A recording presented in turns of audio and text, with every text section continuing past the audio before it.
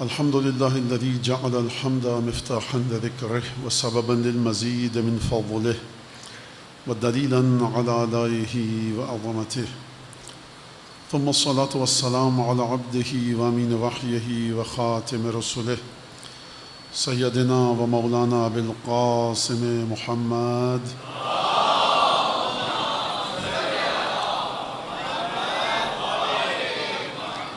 وعلى أهل بيته الطيبين الطاهرين الذين أذهب الله عنهم الرجس وطهرهم تطهيرا.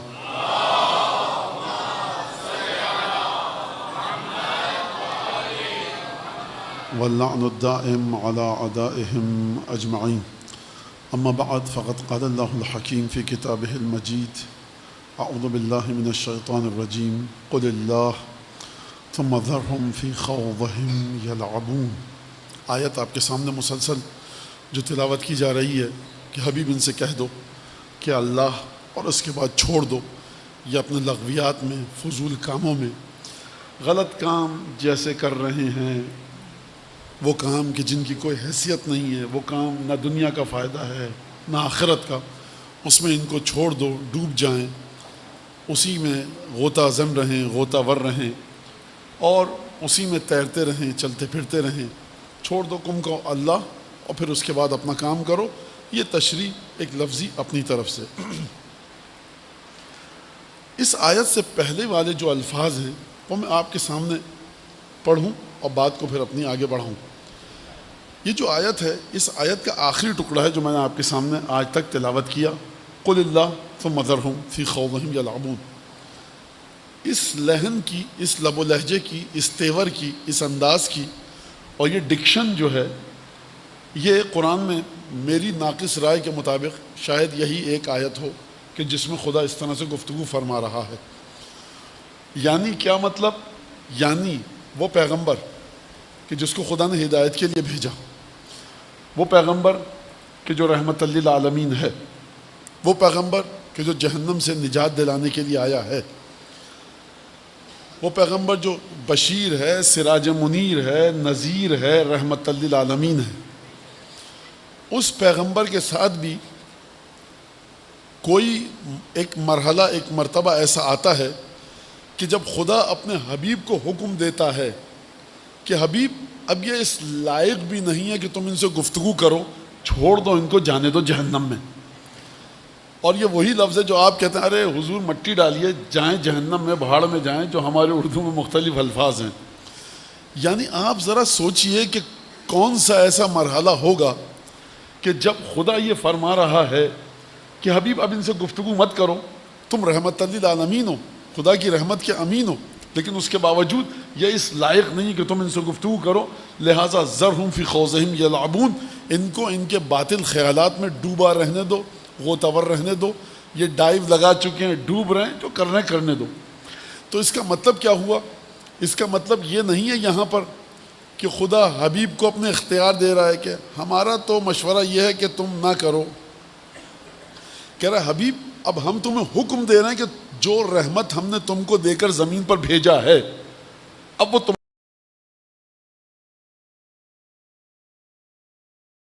باوجود اب تم تک ہماری رحمت نہیں پہنچے گی. یہی تو فرما رہا ہے خدا، ذرہم، چھوڑ دو ان کو، فی خوضہم یلعبون. اس سے پہلے کے جو الفاظ ہیں وہ یہ ہیں: وما قدر اللہ حق قدرہ اذ قالوا ما انزل اللہ علی بشر من شیء قل من انزل الکتاب الذی جاء بہ موسیٰ نورا وہدی للناس وعلمتم ما لم تعلموا انتم ولا آباؤکم. خدا نے فرمایا کہ خوب توجہ کیجیے گا کہ آپ جس فرش اعضاء پر بیٹھے ہیں اور آپ جس ہستی کا غم منانے بیٹھے ہیں، اس کا تعلق زمین سے نہیں ہے، اس کا تعلق آسمان میں عالم غیب مرتبہ ربوبی سے ہے. یہ میں نے دعویٰ کیا ہے، دلیل نہیں دی آپ کے سامنے. فرمایا خدا نے کہ انہوں نے خدا کی قدر نہ کی. وما قدر اللہ حق قدر. قدر آپ سب کو پتہ ہے اس لفظ کا معنی.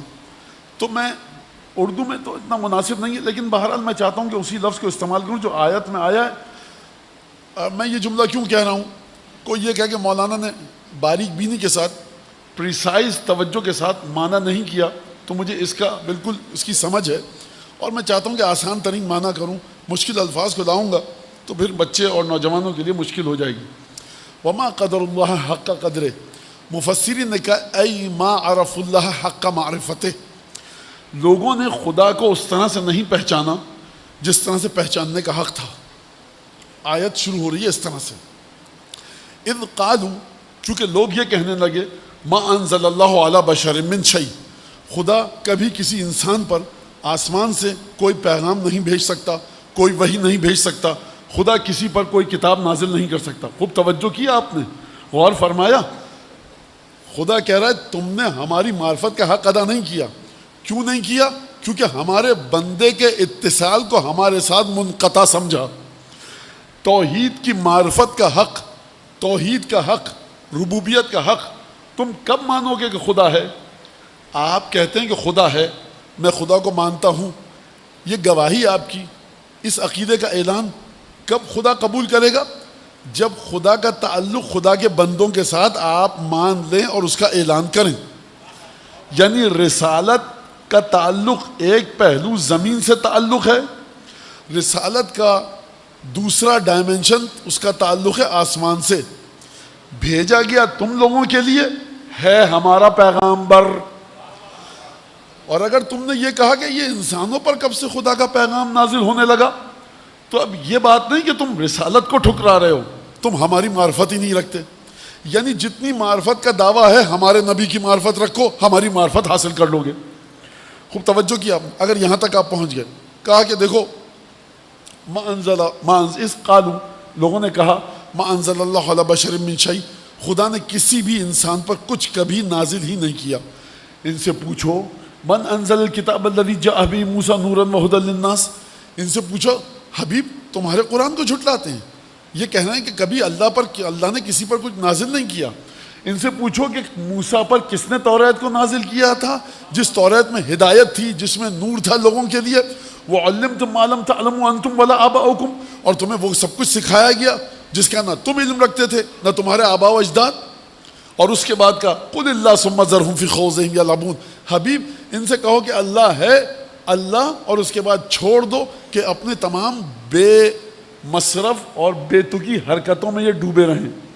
تو یہاں سے قانون سمجھ میں آیا کہ توحید صرف اس بات کا مطلب نہیں ہے کہ لا الہ الا اللہ، اشہد ان لا الہ الا اللہ۔ جس طرح سے زمین پر موجود خدا کے کچھ بندوں کا تعلق خدا سے ہوتا ہے، اس کو اگر آپ نے اسی طرح سے مانا تب آپ کی توحید کی گواہی مکمل سمجھی جائے گی۔ یہ وہ توحید کا پہلو ہے جو بندوں سے خدا کے جڑا ہوا ہے۔ بھائی ہم تو نہیں مان رہے رسول خدا کو، خدا کو مانتے ہیں خدا کیسا ہے، رحیم ہے، کریم ہے، قدیر ہے، عزیز ہے، جبار ہے، مالک الملک ہے، صاحب جبروت ہے، ذی الجلال والاکرام ہے، جتنے نام ہیں آپ خدا کے لیتے رہیے۔ بس اسی لیے تو آئے تھے رسول خدا، بات ختم ہو گئی۔ اب رسول خدا کو ماننے کا کیا فائدہ؟ مانتے رہیے رسول خدا کو۔ جیسے ہی آپ کے ذہن میں یہ عقیدہ آیا کہ اس رسول کا تعلق بس یہاں تک تھا، اب اس کے بعد خدا سے تعلق نہیں ہے، آپ کی توحید آپ کے منہ پر ماری جائے گی۔ اب یہاں پر جب یہ بات آ گئی کہ اس تعلق کو سمجھیے، تو وہ تعلق کہاں تک چلا؟ خوب توجہ کیجیے گا آپ، خشک ہو رہی ہے گفتگو، برداشت کیجیے، اس کے علاوہ میں کچھ کر نہیں سکتا بھائی میرے، میں بہت معافی چاہتا ہوں۔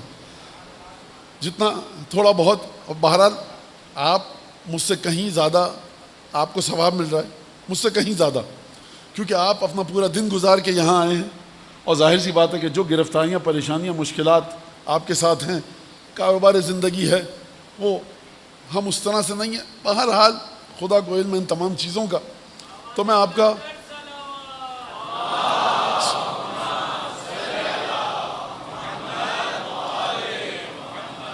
اور میں اس بات کا مجھے مکمل ادراک ہے، سمجھ ہے، شعور ہے کہ بہرحال آپ اپنے ہزاروں سینکڑوں کاموں کو نپٹا کر اور بعض کو آدھا چھوڑ کر یہاں پر آئیں کہ مجلس میں چلیں، اور اس کے بعد پھر یہاں پر گفتگو ایسی ہو۔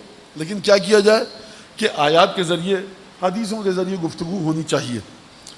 تو لہٰذا یہاں تک یہ جب بات آئی، اور اس کے بعد ایک بڑا اہم موضوع، ایک اور موضوع جس کو اس سے ربط دوں، مولانا رسول خدا تھے، چلے گئے، بات ختم ہو گئی۔ بات ختم ہوئی ہے رسالت کی، عصمت اب بھی موجود ہے یا نہیں قرآن کے مطابق، یہ ایک الگ گفتگو ہے۔ ہمارا عقیدہ ختم نبوت کا ہے، ہمارے سے مطلب مسلمانوں کا نہیں مولانا، وہ ہمارے ایک دوست ہیں، برابر میں رہتے ہیں ہمارے گھر کے، وہ تو نہیں مانتے اس عقیدے کو۔ میں آپ کے دوست کی کئی بھی باتوں کا ذمہ دار نہیں ہوں، قرآن کی کئی بھی بات کا ذمہ دار ہوں۔ فرمایا ختم نبوت عقیدہ حق ہے، ختم عصمت ہوئی ہے کہ نہیں یہ قرآن سے پوچھیے۔ معصوم صرف رسول تھے؟ یقیناً رسول معصوم تھے، رسول کے بعد بھی کیا سلسلہ عصمت چلا ہے؟ یہ ایک بڑا اہم نکتہ ہے یہاں پر۔ تو خدا نے جب فرمایا قُلْ إِن كُنتُمْ تُحِبُّونَ اللَّهَ فَاتَّبِعُونِي يُحْبِبْكُمُ اللَّهُ، حبیب ان سے کہو کہ اگر تم اللہ سے محبت کرتے ہو فَاتَّبِعُونِي، میری اتباع کرو، میرے پیچھے پیچھے چلو۔ اگر تم میرے پیچھے چلو گے یحببکم اللہ، اب تمہیں خدا سے محبت کی ضرورت نہیں ہے، خدا کی محبت تمہیں ڈھونڈے گی۔ کہاں وہ مرحلہ کہ خدا کا بندہ خدا کو ڈھونڈے، اور کہاں وہ مرحلہ کہ خدا اپنے بندے کو ڈھونڈے۔ یہ کب ہوگا؟ یہ رسول خدا کی اتباع کے ذریعے ہوگا، یہ رسول خدا کی پیروی کے ذریعے ہوگا، یہ رسول خدا کے احکامات پر عمل کر کے ہوگا۔ بات یہاں تک ہے؟ نہیں حضور، اب سنیے ذرا بات مزید آگے۔ کیا عمل میں رسول خدا کی طرح آؤں؟ اس سے بھی آگے کوئی بات ہے؟ ہاں، سوچ میں، فکر میں، عقیدے میں، صفات نفسانی میں قلب تمہارا رسول خدا کے قلب کی طرح ہو جائے۔ مولانا یہ کیسے ہوگا؟ فَاتَّبِعُونِی، جس طرح سے رسول خدا نے دل میں جن جن جذبات کو رکھنے کا حکم دیا ہے ان تمام جذبات کو اپنے دل میں رکھو، جن جن کیفیات کو جس چیز کے بارے میں رکھنے کا حکم دیا ہے اس کیفیت کو اپنے دل میں اسی طرح رکھو۔ نماز عمل اسی طرح سے ہو جو رسول نے کیا، سوچ وہی ہو جو رسول نے بتائی، جذبات کی کیفیت بھی وہ ہو کہ جو رسول کی ہے۔ اب میں اس میں فلسفہ اور منطق گاڑھے قسم کے جس کی ڈینسٹی بہت زیادہ ہو، ثقیل اور بہت ہی مشکل ڈیفیکلٹ قسم کے استدلالات پیش کروں آپ کے سامنے، نہیں کر سکتا۔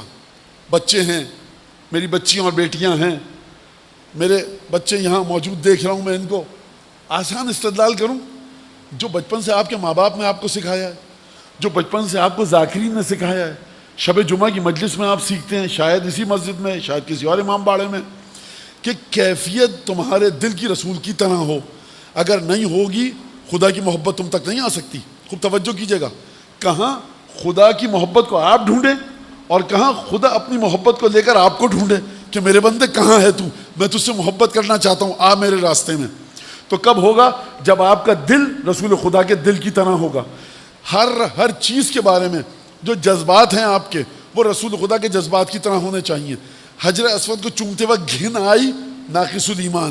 خانہ کعبہ کا طواف کرتے وقت الجھن ہوئی کہ عجیب مصیبت ہے، چوکور گھر میں پتھر کے سیاہ دوڑے جا رہے ہیں، عجیب نادانی والا کام ہے، ناقص الایمان، ہو سکتا ہے ایمان سے باہر نکل جائیں۔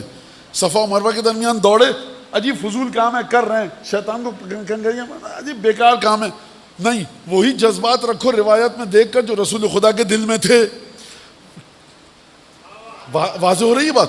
لہٰذا کسی بھی ہر مقام پر وہی جذبہ ہونا چاہیے کہ جو رسول خدا کے دل میں تھا۔ اب آپ پڑھ رہے ہیں مسجد میں نماز، آپ ہیں سجدے میں، ایک 4 سال کا بچہ آپ کو دھکیلتا ہوا آیا، صفوں کو چیرتا ہوا گیا۔ امام مسجد جو ہے وہ کوئی مولانا آیت اللہ مرجع تقلید نہیں ہے، آخری پیغمبر ہے۔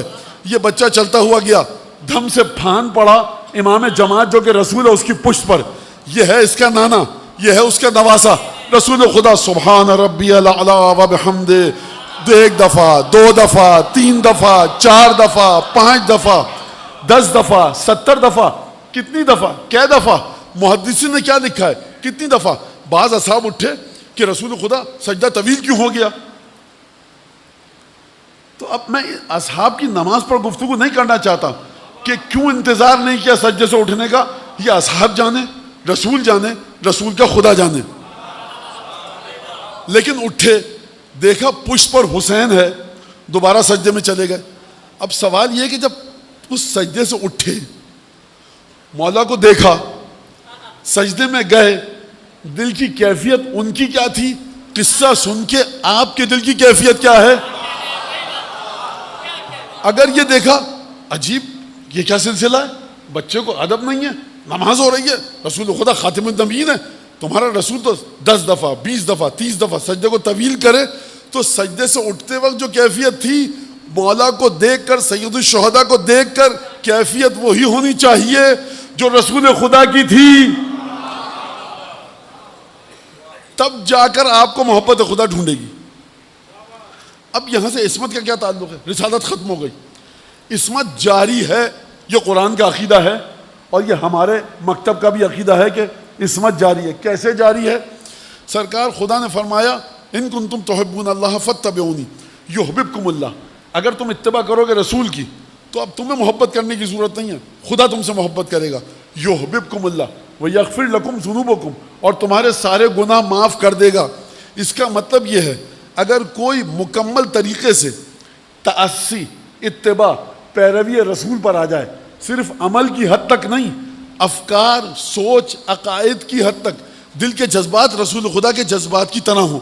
بریدہ اسلمی صحابی ہیں، یمن سے واپس آ رہے ہیں، جناب امیر ساتھ ہیں. ساتھ میں کون ہے؟ جناب امیر. جناب امیر نے مال غنیمت میں سے کچھ سامان اٹھا لیا، استعمال کیا نہیں کیا، کیا ہوا یہ مولا جانے. بریدہ کہتے ہیں مجھے اسلمی کہ مجھے یہ بری لگی بات. بھائی ہم بھی صحابی، تم بھی صحابی، اب کوئی بتائے کہ آپ کون سے صحابی، یہ کون سا صحابی؟ آپ کی وہ حیثیت نہیں ہے. اب کسی کی بھی وہ حیثیت جناب سوائے رسول خدا کے کوئی بھی کائنات میں جناب امیر سے افضل نہیں ہے. جی صحیح سن آپ، میں دوبارہ نہیں دہراؤں گا، بس سن دیجیے اس جملے. اچھا، آئے رسول خدا کے پاس گئے، یا رسول اللہ چہرے پر ناراضگی کے آثار، یہ کیا کام کیا علی نے؟ جناب رسالت مآب نے بڑے سخت اور کڑے اور کڑوے لہجے میں، لگتا مجھے یہ ہے کہ سمجھایا کہ علی بن ابی طالب کا اس سے بھی کہیں حق زیادہ ہے. فرمایا کہ جب میں حجرے میں داخل ہوا تھا تو علی کے بارے میں جذبات کچھ اور تھے، جب نکلا ہوں تو علی سے محبت لے کر نکلا ہوں. کیا مطلب؟ یہ ہے وہ منزل کہ جس کے بعد خدا کی محبت آپ کو ڈھونڈے گی. ایک دفعہ آپ نے دیکھ لیا کہ رسول خدا جناب امیر المومنین کے بارے میں یہ جذبات رکھتے ہیں، فوراً اپنے جذبات کو تبدیل کرو. نفرت سے، بغض اور کینے سے، حسد سے، میل سے، برائی سے تبدیل کرو. کس میں تبدیل کرو؟ محبت میں، حب میں، ولا میں. لہٰذا جب اس مقام پر کوئی آئے گا یغفر لکم ذنوبکم، خدا تمہارے تمام گناہ معاف کر دے گا، تو اس کا مطلب یہ ہے کہ ایک مقام ایسا ہو سکتا ہے کہ انسان کے سارے گناہ معاف ہو جائیں اور انسان کی زبان اس مقام پر پہنچ جائے کہ رسول خدا یہ فرمائیں ما ازلت الخضرا ولا اقلت الغبرا، نہ زمین نے بوجھ اٹھایا ہے نہ آسمان نے سایہ ڈالا ہے. ابو ذر غفاری سے زیادہ سچے آدمی پر نہ زمین نے اس کا بوجھ اٹھایا ہے نہ آسمان نے سایہ ڈالا ہے. تو یہ جو جملہ ہے ابو ذر کی زبان کی عصمت کی گواہی ہے کہ نہیں ہے؟ اگر کہنا سلمان منا اہل البیت تو یہ سلمان کی عصمت کی گواہی کہ گناہ نہیں کریں گے، یہ ہے کہ نہیں ہے؟ اگر رسول خدا یہ فرمائیں کہ سلمان عمار تم کو باغی گروہ قتل کرے گا، تو اس کا مطلب یہ کہ عمار یاسر کو حق کی علامت بتایا کہ نہیں بتایا رسول خدا نے؟ اس کا مطلب یہ کہ رسالت ختم ہو گئی ہے، لیکن حق و باطل کا پیمانہ رسول کے بعد بھی کچھ لوگوں میں ہے. ابو ذر غفاری، سلمان فارسی، عمار یاسر، یہ کون لوگ ہیں آپ جانتے ہیں. لیکن اگر کوئی اس مقام پر آ جائے کہ جس کے بارے میں رسول خدا کہیں اللہم ادر الحق حیث دار، حق علی کے ساتھ ہے، علی حق کے ساتھ ہے، جہاں پر علی جاتا ہے وہاں حق جاتا ہے.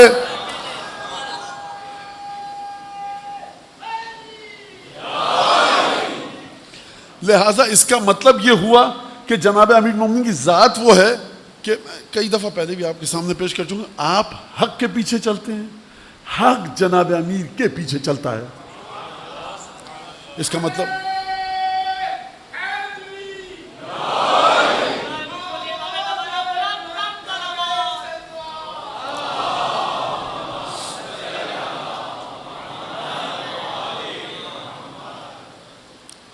یہ سلسلہ چلا کہاں تک چلا؟ یہ سلسلہ کہاں تک چلا؟ ایک عجیب مرحلہ آپ قرآن سے پوچھیے. اب یہاں تک بات آ گئی کہ عصمت کا سلسلہ ختم نہیں ہوا ہے، رسالت کا سلسلہ ختم ہوا ہے. اور عصمت اب بچوں کے لیے کمپیریٹیولی، ریلیٹیولی، نسبتاً عصمت آپ کے سامنے میں نے بیان کیا کہ سلمان، عمار، ابو ذر، یہ ہستیاں کس مقام پر ہیں. اب جب عصمت پر آ گئیں، اس اس معنی میں جو میں آپ کے سامنے پیش کر رہا ہوں. میں یہ نہیں کہہ رہا 14 معصومین میں ہیں، نہیں، معصوم 14 ہی ہیں، لیکن جس لحاظ سے پاکیزگی و طہارت ہے. جب ابو ذر کے بارے میں جملہ کہہ دیا تو ابو ذر کی زبان کی گواہی دے دی کہ نہیں لی گواہی زبان ابو ذر کی، لسان ابو ذر کی. سلمان کے بارے میں جب یہ کہا کہ منا اہل البیت، اس کا مطلب ہے کہ اہل بیت سے ایک تعلق ہے کہ ہم میں سے ہے. واحد کام جو جناب امیر نے کیا ہے تمام اصحاب کے ساتھ کسی کے ساتھ نہیں کیا، جو کام سلمان فارسی کے ساتھ کیا باعجاز امامت معجزے کے ذریعے. گئے ہیں مدائن، کفن دفن، نماز جنازہ یقینی تو قدر متعین نماز جنازہ پڑھا کر واپس آئے ہیں. یہ معمولی چیز نہیں ہے، یہ بالکل بھی معمولی چیز نہیں ہے. عجیب مرحلہ ہے کہ سلمان کی نماز کوئی اور نہیں پڑھائے گا، ہم پڑھائیں گے. یعنی مجھے نہیں سمجھ میں آتا میں کیسے اس بات کو آپ تک پہنچاؤں. خیر، جب ان ہستیوں کا مرتبہ یہاں تک پہنچ گیا تو اب ان کا ذکر خدا، قرآن مجید اور رفعت ذکر، اب یہ جب ذکر کریں گے تو کس مقام پر ہوگا؟ اب یہ جب خدا کو یاد کریں گے تو کس مقام پر ہوگا؟ اور جب یہ خدا کے بارے میں گفتگو کریں گے تو کس مقام پر گفتگو کریں گے؟ یہ ایک سوال ہے. تو اس بات کو سمجھنے کے لیے ایک آیت کو سن لیجئے. قل ما یعبؤ بکم ربی لولا دعاؤکم.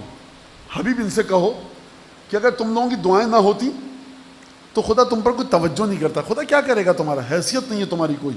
اگر خدا کی نگاہوں میں ہم بندگان خدا کی حیثیت ہے تو اس وجہ سے کہ ہم دعا کرتے ہیں. خوب توجہ کریں اس بات پر.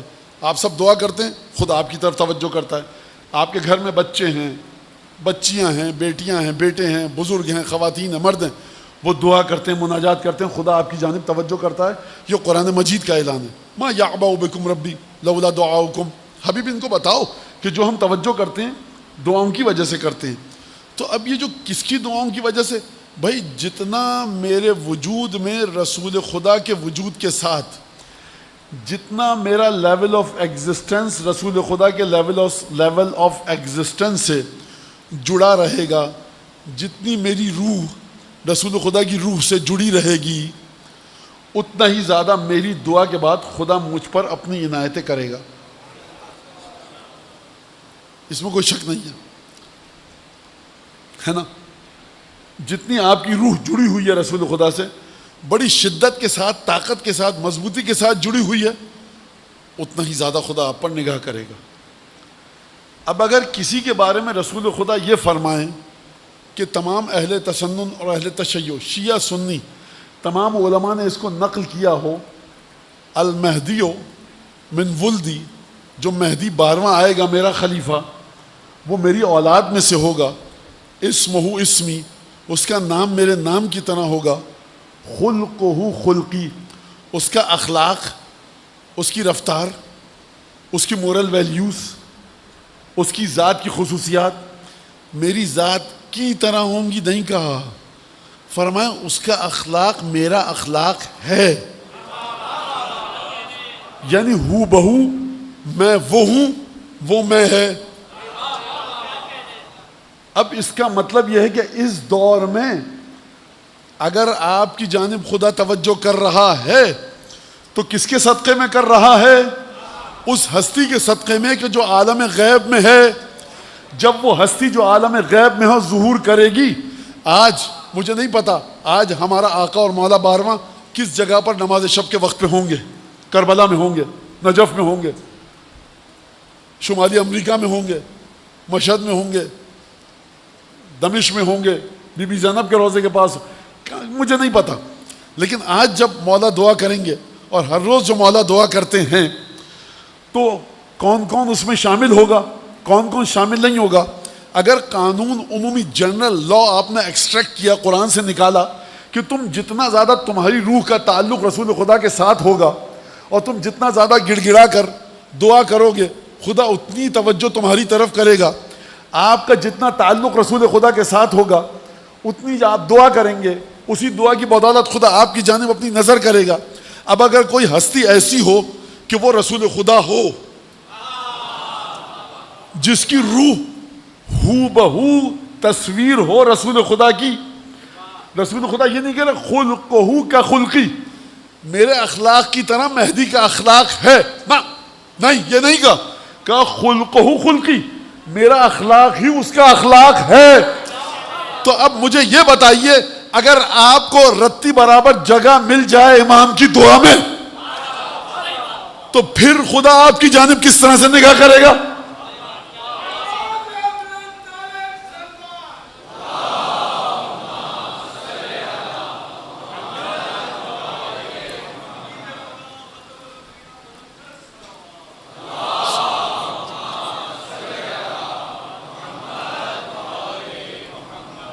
اسی لیے جو ہمارے علماء فرماتے ہیں کوشش کرو کہ امام عصر کی دعاؤں میں آ سکو۔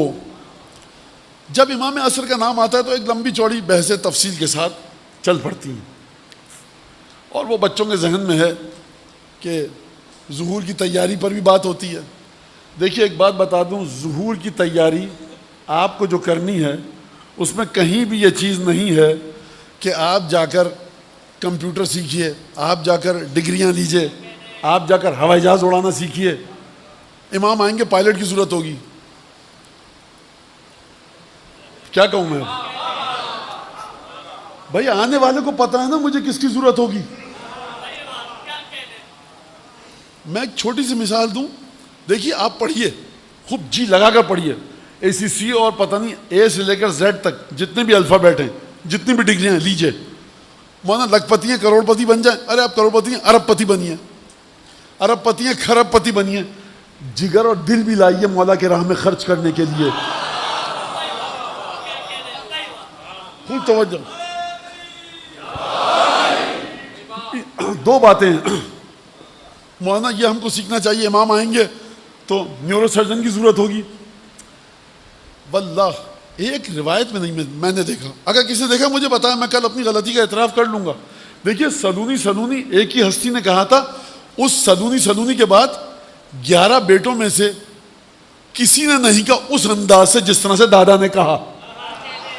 تو میں سلونی کا دعویٰ تو کر کے جہنمی ہونا نہیں چاہتا۔ تو بات یہ ہے کہ بچے سنیں اس بات کو، پڑھیے اچھی طرح سے پڑھیے، ڈاکٹر انجینئر پروفیسر لیکچرر جو کام کرنا ہے کیجئے، لیکن خدا کے لیے مت کیجئے کہ ہم جب ڈاکٹر بنیں گے امام کی خدمت کریں گے، اس وقت کیا ہوگا کسی کو کچھ نہیں پتا۔ ایک تو بات یہ، ظہور کی تیاری آپ کریے، ظہور کے رستے کو ہموار کیجئے، وہ کام کیجئے جو روایات میں آیا ہے۔ میں بھی کہوں، کوئی مولانا کہے کہ دیکھیے آپ یہ کام نہیں کریں گے ظہور نہیں ہوگا، تو کہیے روایت میں دکھا دیجئے۔ کھنگال ڈالیے کتابوں کو، غیبت امام زمانہ کی، ظہور کی، ان میں کہیں پر یہ نہیں ملتا کہ آپ ظہور کے رستے کو ہموار کریں گے۔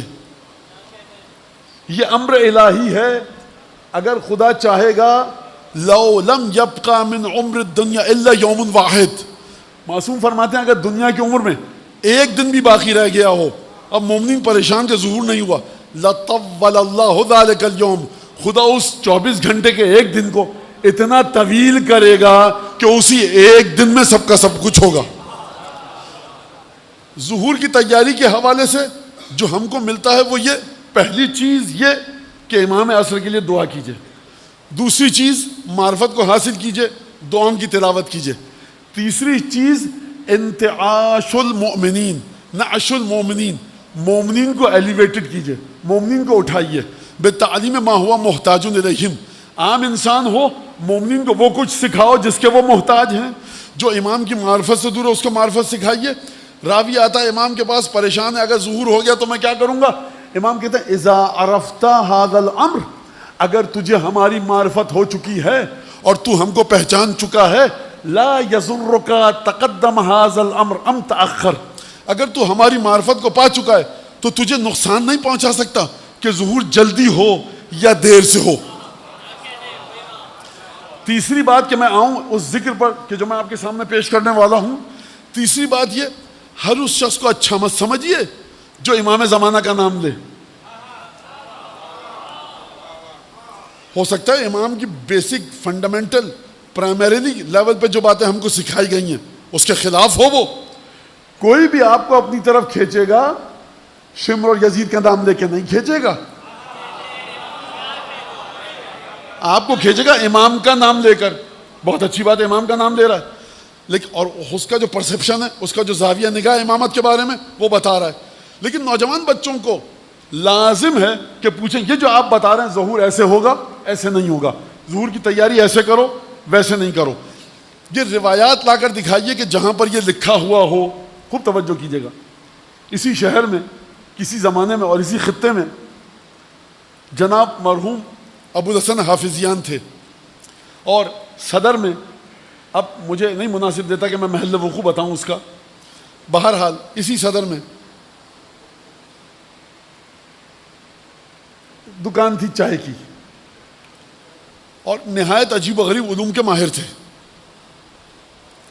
عجیب و غریب علوم، اور واقعاً عجیب و غریب، جس کو علماء نے لکھا ہے، فقہاء نے، مجتہدین نے قم اور نجف کے جن کے بارے میں بات کی ہے، اور مراجع کے ساتھ ان کا تعلق کیا تھا، مراجع ان کی کتنی عزت کرتے تھے، اور کیا ایک لمبی چوڑی داستان ہے یہ. اور بہرحال لوگ بیٹھے ہوئے تھے. کہا کہ جب امام آئیں گے راکٹ، یہ توپ، بندوقیں، کیننز، رائفل، آٹومیٹک، تو کیسے لڑیں گے امام؟ مطلب نعوذ باللہ، امام کو تو بقول باز کہ کچھ ٹائم لگے گا سافٹ ویئر سمجھنے میں کہ یہ ہے کیا. امام کے شاگردوں کو، بھائی دیکھیے ابو ہاشم جعفری کہتے ہیں ابن رسول اللہ یہ مشکل ہے میرے ساتھ، میں یہ زبان نہیں بول پاتا. امام نے ایک ایسا کام کیا کہ جب باہر نکلے تو 10 زبانوں کے ماہر ہو چکے تھے. ابو اسماعیل سندھی سندھ سے اٹھا، امام رضا کے پاس گیا. ابو اسماعیل سندھی گیا، ٹوٹی پھوٹی عربی میں بات کی، کچھ سندھی کچھ عربی. امام نے فاجابہ بالسندھیہ، سندھی زبان میں جواب دیا. امام رضا نے کہا تھا ما کنت اظن انک تعرف السندھیہ، میں تو سوچ بھی نہیں سکتا کہ تم کو سندھی آتی ہے. 7ویں امام کے ساتھ بھی یہ مرحلہ ہوا، میں سوچ بھی نہیں سکتا کہ آپ کو رومی زبان آتی ہے.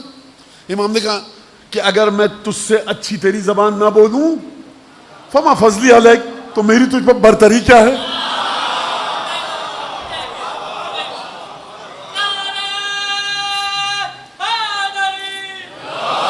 اگر میں تجھ سے، اب میں میرا جو، اگر میں تجھ سے اچھی سندھی نہ بولوں تو پھر حجت خدا کس بات کی. انٹرپریٹر کی ضرورت پڑتی ہے مولانا صاحبان کو، علماء کو، فقہا کو. امام وقت، امام اصل ضمیروں کا حال جانتے ہیں. لہذا یہ بات تو امام کو گفتگو ہوئی کہ توپ اور ٹینک اور بندوقیں اور یہ کیا ہوگا. قبلہ نے کوئی جواب نہیں دیا. ایک کیل اٹھائی، کیل پر دعا پڑی، خادم سے کہا سامنے سڑک پہ ٹھوک کے آ جاؤ. وہ بھی بیچارہ گیا، اس نے ہتھوڑی دی اور ٹھوک کے آ گیا. سڑک سے ذرا ہٹ کے، سڑک پہ نہیں، سڑک سے دور. اب لوگوں نے دیکھا، کھڑکی سے دیکھا جو دائیں سے بائیں گاڑیاں جا رہی تھیں وہ دائیں طرف ہی رک گئیں، اور جو بائیں سے دائیں جا رہی تھیں وہ بائیں طرف ہی رک گئیں. یعنی وہ جو کیل جہاں ٹھکی تھی اور گاڑی گئی تھی، انویزیبل اس کا ایک میگنیٹک فیلڈ تھی. اگر بچوں سے کہوں تو ادھر کی گاڑی کراس کر کے ادھر نہیں جا پا رہی ہے، ادھر کی گاڑی کراس کر کے ادھر نہیں جا پا رہی ہے. کہا کہ اچھا جاؤ اب کیل اکھاڑ کے لے آؤ. اور کیل اکھاڑ کے لے آیا. جیسی کیل اکھاڑ کے لایا، گاڑیاں سٹارٹ ہوئی اور چل پڑی. کہا کہ میری کچھ اوقات نہیں ہے، حجت خدا کے مقابلے میں حیثیت نہیں ہے میری. جب میں یہ کر سکتا ہوں سوچو وہ کیا کرے گا. لہٰذا خوب توجہ کیجیے، امام کو آپ بشری تقاضوں کے مطابق مت سمجھیے. لہٰذا یہ جو آپ سے کہا گیا 23 کو ماہ مبارک کو شب قدر میں آپ اللہم کل ولیک پڑھیے اور انا انزلنا کثرت سے پڑھیے. یہ دونوں چیزیں امام عصر کے ساتھ آپ کو متصل کرتی ہیں. یہ اذکار، یہ وہ ذکر ہے. لہٰذا یہ ذکر اگر آپ کو متصل کرے گا تو آپ امام کی دعاؤں میں آئیں گے. تب جو آپ کا رفعت ذکر ہوگا، کس طرح سے ہوگی ذکر کی بلندی؟ جو عبادت آپ کریں گے، جو جملے آپ زبان سے نکالیں گے، اگر وہ جملے جڑ گئے امام عصر سے، اگر آپ کی نماز جڑ گئی امام عصر سے، اگر آپ کا قرآن جڑ گیا امام عصر سے، جو ذکر آپ اپنی زبان سے کر رہے ہیں، جو عمل آپ اپنی زبان سے کر رہے ہیں، اگر وہ جڑ گیا امام عصر سے، تو پھر ہوگا کیا؟ مطلب پھر کیا ہوگا؟ مطلب یہ تو بات عجیب کر رہے ہیں آپ. ارے خدا سب کچھ سنتا ہے، دیکھتا ہے، یہ امام عصر کو کہاں سے بیچ میں لے آیا آپ؟ سوال ہے یا نہیں؟ امام عصر کو آپ درمیان سے لے آئے. سرکار میں نے ابھی آپ کے سامنے پڑھا عصمت کا ایک پورا تسلسل ہے. اچھا بچے آگے کیا پوچھتے ہیں؟ مولانا یہ فلاں فلاں فلاں صاحب کی کتاب میں لکھی ہے یہ بات.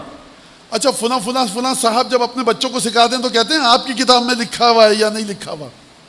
آپ کو چاہیے اپنے مولا کے اقوال کو دیکھیں, آپ کو چاہیے اپنے ائمہ کے اقوال کو دیکھیں. دنیا کا ٹھیکہ ہم نے نہیں لیا کہ کس نے ہمارے امام کے بارے میں کیا کہا ہے.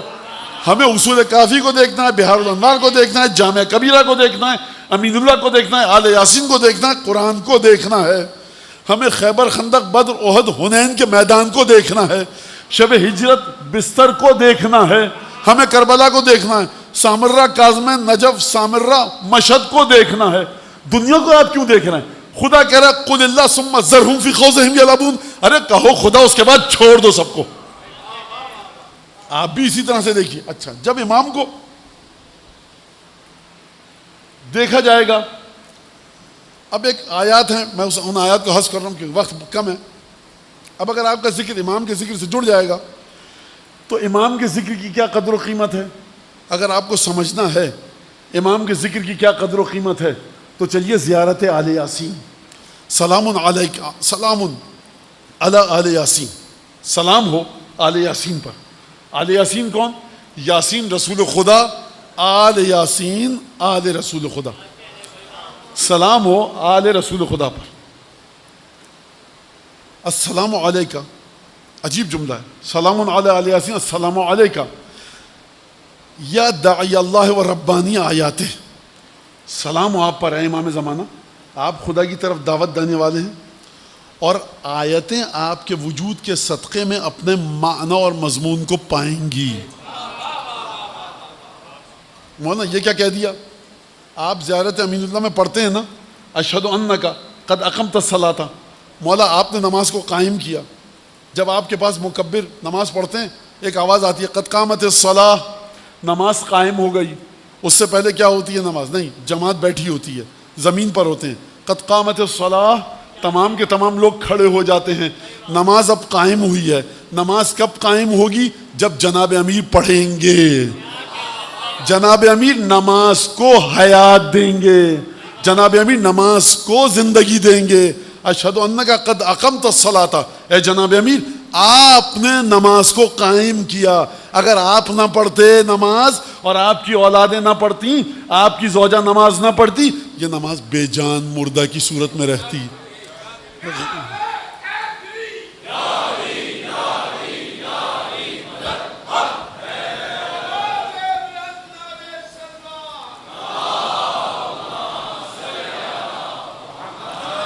السلام علیکہ داعی اللہ و ربانی آیات. السلام علیکہ دیان دین اللہ. مولا آپ وہ ہیں جو دین خدا کا حساب آپ لیں گے. آپ کا عمل جتنا بھی جائے گا وہ امام زمانہ کے ذریعے جائے گا. السلام علیکہ یا خلیفۃ اللہ و ناصر حق ہی. اے امام آپ خدا کے جانشین ہیں زمین پر. غور فرمائیے گا, رسول خدا کے بھی جانشین ہیں, امام عسکری کے بھی جانشین ہیں, لیکن خدا کے در یہ 12 کے 12 امام رسول خدا خدا کے جانشین ہیں خدا کی زمین پر. خلیفۃ اللہ ہے و ناصر حق ہی, اور آپ خدا کے حق کو چھین کر اس کے مقام پر لانے میں مدد کریں گے, خدا کے دین کی مدد کریں گے. السلام علیکہ یا دلیل ارادت. اے مولا امام زمانہ آپ خدا کے ارادے کی علامت ہیں. خدا کا ارادہ کہاں پر ہے, کس کے پاس ہے؟ امام عصر کے پاس ہے. تو مولانا ہم کو تو نہیں دکھ رہا کہ امام عصر کے پاس کون سا ارادہ ہے. یہ عقیدہ رکھو کافی ہے. آپ نے جنت کو دیکھا ہے؟ نہیں. جہنم کو دیکھا ہے؟ نہیں. رسول خدا پر فرشتوں کو نازل ہوتے ہوئے دیکھا ہے؟ نہیں دیکھا. تو گواہی کیوں دیتے ہیں کہ جنت حق ہے, جہنم حق ہے, رسول خدا حق ہے؟ مولانا اتنا شدید یقین ہے, اپنے وقت کے امام پر بھی اتنا ہی یقین رکھو. السلام علیکہ دلیل ارادت. السلام علیکہ خلیفۃ اللہ و ناصر حق ہی. السلام علیکہ یا حجت اللہ و دلیل ارادت ہی. السلام علیکہ حین تصبح و تمسی. سلام ہو آپ پر تمام کے تمام سلام. السلام علیکہ یا علم اللہ المسبوب. السلام ہو مولا آپ پر, خدا کا وہ علم ہے آپ جس کو خدا نے زمین پر نچھاور کیا ہے. وعدن غیر مکذوب, آپ خدا کا وہ وعدہ ہیں جس کو جھٹلایا نہیں جا سکتا. السلام علیک یا میثاق اللہ الذی اخذہ ووکدہ. اے مولا امام زمانہ آپ خدا کا وہ معاہدہ ہیں, میثاق اللہ الذی اخذہ ووکدہ, جس معاہدے کو خدا نے خود لیا ہے اپنے بندوں سے اور اس پر تاکید بھی کی ہے. یہ معاہدہ خدا, میثاق خدا جانتے ہیں کہاں پر ہے؟ چلیے سورہ احزاب میں وَإِذْ أَخَذَ اللَّهُ مِيثَاقَ النَّبِيِّينَ, وہ وقت یاد کرو جب خدا نے اپنے تمام کے تمام انبیاء سے میثاق لیا تھا. کیا میثاق لیا تھا؟ السلام علیک میثاق اللہ الذی اخذہ ووکدہ. سلام ہو آپ پر اے امام زمانہ کہ آپ خدا کا وہ معاہدہ ہیں جو خدا نے خود لیا بھی اور اس پر تاکید بھی کی. السلام علیک یا الغوث والرحمت الواصلۃ وعدا غیر مکذوب. آپ مدد ہیں, مددگار نہیں ہیں, آپ بذات خود مدد ہیں. ایک درود کی جگہ بنتی تھی ویسے مولا کی خدمت.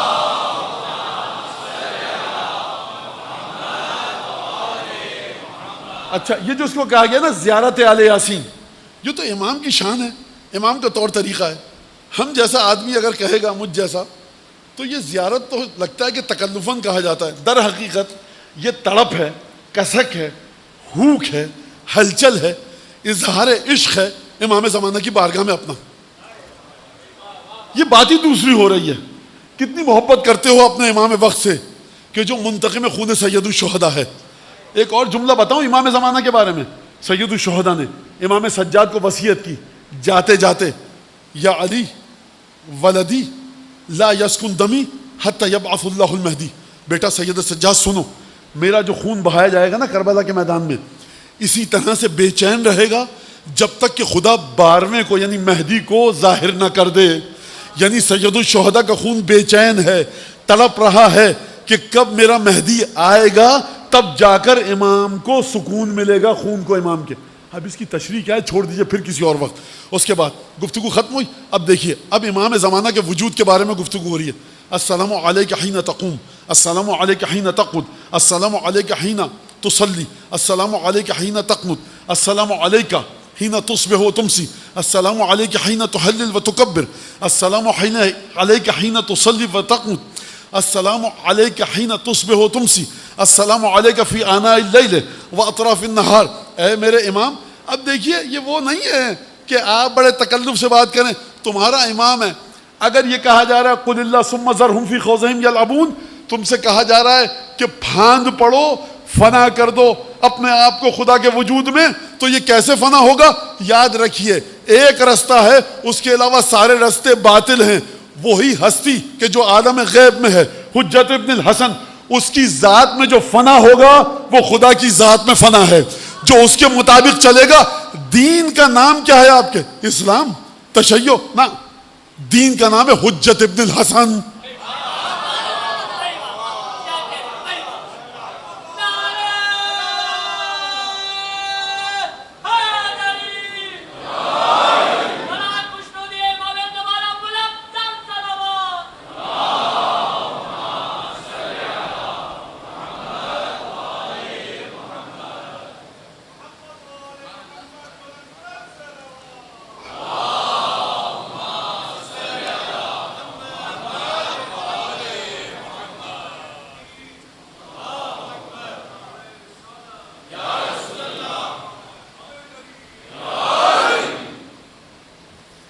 لہذا السلام علیکہ حین تصبح تمسی. السلام, مولا آپ پر سلام ہو جب آپ کھڑے ہوتے ہیں, آپ پر سلام ہو جب آپ بیٹھتے ہیں, آپ پر سلام ہو جب آپ نماز پڑھتے ہیں, آپ پر سلام ہو جب آپ قنوت پڑھتے ہیں, آپ پر سلام ہو جب آپ لا الہ الا اللہ کہتے ہیں, آپ پر سلام ہو کہ جب آپ سبحان اللہ کہتے ہیں, آپ پر سلام ہو کہ جب آپ لا الہ الا اللہ, آپ پر سلام ہو کہ جب آپ تحمد الحمدللہ کہتے ہیں, آپ پر سلام ہو جب آپ استغفر اللہ کہتے ہیں. کیا مطلب؟ یعنی اپنے امام کو استغفار کرتے ہوئے دیکھو, یہ مت سمجھنا تمہارا امام گناہ کی معافی مانگ رہا ہے. اپنے امام کو عبادت کرتے ہوئے دیکھنا, یہ مت سمجھنا کہ گناہ کی کثرت یا قلت کی وجہ سے تمہارا امام عبادت کر رہا ہے. یہ ہر حال میں ہو اس پر سلام خدا ہے. حین تحلل و تکبر, السلام علیک حین تحمد و تستغفر, السلام علیک حین تصبح و تمسی. مولا جب آپ صبح ہوتی ہے نا، آپ کہاں پر ہیں مجھے نہیں پتا، آپ دمشق بی بی زینب کے روضے پر ہیں، مصر میں بی بی کسی شہزادی آقازادی کے روضے پر ہیں، کربلا، نجف، سامر، رکاز میں، مکہ، مدینہ. اور امام صرف انہی جگہوں پر نہیں ہے. شمالی امریکہ میں کس جگہ ہیں، ہمالیہ کے کس پہاڑ کے دامن میں ہیں، جنوبی امریکہ میں کس مقام پر ہیں، ہمیں نہیں پتہ کہاں پر ہیں، ہمیں نہیں پتہ.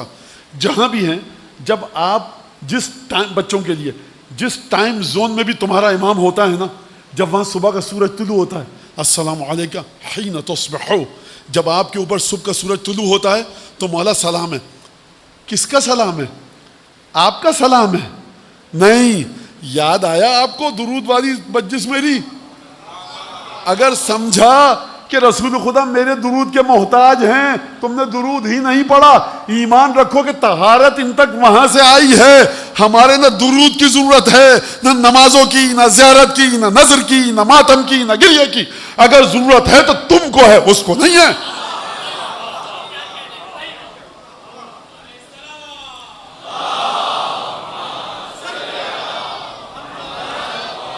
لہذا سنیے اس بات کو، جب آپ صبح ہوتی ہے، السلام علیکہ فی آناء اللیل و اطراف النہار، رات کو جتنے پہروں میں، رات کے ٹائم کو جتنے چھوٹے سے چھوٹے حصوں میں تقسیم کیا جائے، مولا آپ پر سلام ہے.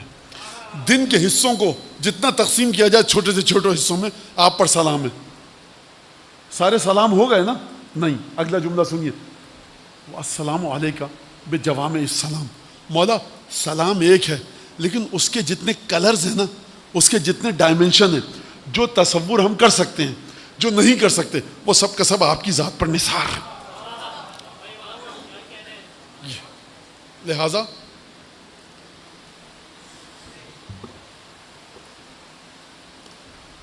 جس شہزادے کا آج ذکر ہے، اس شہزادے کے بارے میں کیا کہا جائے اور کس طرح سے گفتگو کی جائے. امام نے عجیب مرحلہ ہے کہ عقیل جاؤ، ایک ایسی خاتون کو ڈھونڈو، ولدت الفحولہ تلد غلاما فارسا، ایسی خاتون کو ڈھونڈو میرے نکاح کے لیے کہ جس کے آباء و اجداد میں بہادر شہ سوار ہو، تاکہ اس کے وجود سے مجھے ایک ایسا لڑکا مل سکے جو بہادر شہ سوار ہو. آپ سمجھ گئے کس کی بات ہو رہی ہے؟ ام البنین کے چاند کی نہیں، ام البنین کے چاند کی نہیں، بنو ہاشم کے چاند کی. ایک دفعہ، اب کیا گفتگو کی جائے مولا کے بارے میں؟ بس ذکر الہی کی بات چل رہی ہے نا. ابو الفضل عباس کی زیارت پڑھی ہے آپ نے؟ وہاں جانتے ہیں کیا جملہ ہے؟ رفع ذکرک فی علیین. اے مولا عباس، خدا آپ کے ذکر کو اعلیٰ علیین میں بلند کرے. اعلیٰ علیین جانتے ہیں کیا ہے؟ رسالت مآب، شہزادی کونین، حسنین، امام سجاد، تسلسل امامت، جعفر طیار، حمزہ، خدیجہ، ابو طالب، ہاشم، عبد المطلب، عبد مناف، ابراہیم، اسماعیل، یہ سب کے سب علیین میں ہیں. مولا عباس، آپ کا جب ذکر ہوتا ہے نا ان ہستیوں کے درمیان، تو بڑھ بڑھ کے ہوتا ہے اور بڑے بلند و بانگ طریقے سے ہوتا ہے. جس ہستی کا ذکر اعلیٰ علیین میں ہو اس طرح سے کہ کیسے اس کی شہادت پڑھوں میں. مختصر کرتے ہوئے بس ایک دفعہ حسین نے دیکھا کہ سامنے کڑی الجوان کھڑا ہے، اور مقتل کا یہ جملہ فاستأذن العباس اخاہ الحسین. اب عباس نے حسین سے مرنے کی اجازت مانگی. جملہ جانتے ہیں آپ کیا ہے مقتل میں؟ کہ جو عباس نے مولا حسین سے مرنے کی اجازت مانگی. عجیب جملہ، یہ نہیں کہ مجھے مرنے کی اجازت دیجیے، عجیب ڈھکے چھپے لفظوں میں گفتگو کی. مولا لقد یضیق صدری، مولا عباس کا سینہ پھٹ رہا ہے. اس جملے کا مطلب سمجھے آپ کیا ہے؟ اس جملے کا پس منظر کیا ہے جانتے ہیں؟ کہ جب لشکر اشقیہ نے دیکھا اب مردوں میں سب مر چکے ہیں، 30,000 کا لشکر گھوڑا دوڑاتا ہوا خیام تک آتا تھا، ٹاپوں کی دھمک سے بیبیوں کے کانوں میں آواز پہنچتی تھی، بیبیوں کے دل دہلتے تھے کہیں ہمارے امام کو کچھ نہ ہو جائے. عباس نے جب یہ دیکھا کہ ٹاپوں کی دھمک اتنے قریب آ چکی ہے تو فرمائے لقد یضیق صدری، یا اپنا رسول اللہ اب سینہ پھٹ رہا ہے، برداشت کی طاقت نہیں. کیوں برداشت کی طاقت نہیں ہے؟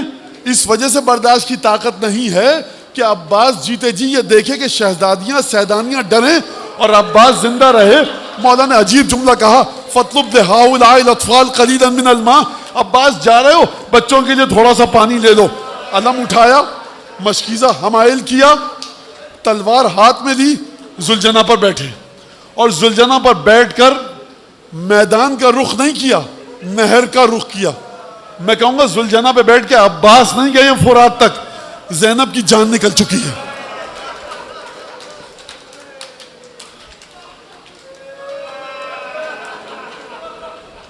بچے مقاتل کے مطابق دروازے خیمہ پر آ گئے اور بعض بھتیجیوں نے کہا کہ بچوں دروازے خیمہ پر آ جاؤ، میرا چچا بہت بہادر ہے، ابھی پانی لے کر آئے گا. بچے دروازے خیمہ پر انتظار کر رہے ہیں.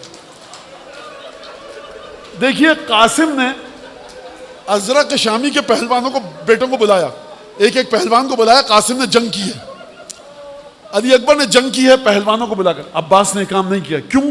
مولا کا حکم تھا سیدھے جاؤ فرات پر پانی لے کر آؤ. چھٹے امام نے فرمایا چچا جان لعنت ہو اس پر جو آپ کے اور فرات کے درمیان حائل ہوا. ایک دفعہ مولا فرات کے کنارے پہنچے، شریعہ میں داخل ہوئے، مشکیزہ بھرا، لشکر کو چیرتے ہوئے گئے. کتنے زخم لگے ہیں مجھے نہیں پتا. ایک دفعہ ارباب مقاتل نے عباس کی زبان سے ایک شعر کو نقل کیا. پانی کو اٹھایا. آپ یہ سمجھتے ہیں کہ سکینہ کی پیاس یاد آئی؟